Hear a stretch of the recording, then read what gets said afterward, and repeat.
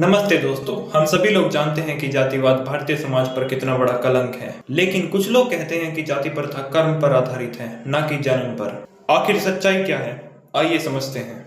इसकी शुरुआत होती है लगभग 3500 साल पहले ऋग्वेद के 10वें मंडल के पुरुष सूतक में, जिसमें बताया गया है कि ब्राह्मणों की उत्पत्ति ईश्वर के मस्तक से हुई, क्षत्रियों की उत्पत्ति ईश्वर की भुजाओं से, वैश्यों की जांघों से और शूद्रों की पैरों से। और इस व्यवस्था में वर्ण को कर्म के आधार पर डिसाइड किया जाता था, न कि जन्म के आधार पर।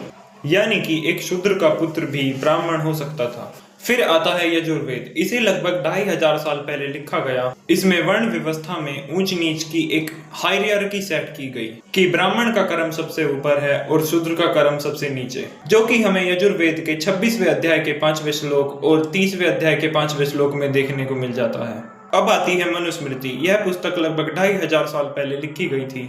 इस पुस्तक ने जाति प्रथा, पितृसत्ता आदि जैसी सामाजिक समस्याओं को जन्म दिया, जिसमें शूद्रों के लिए बहुत कड़े नियम बनाए गए।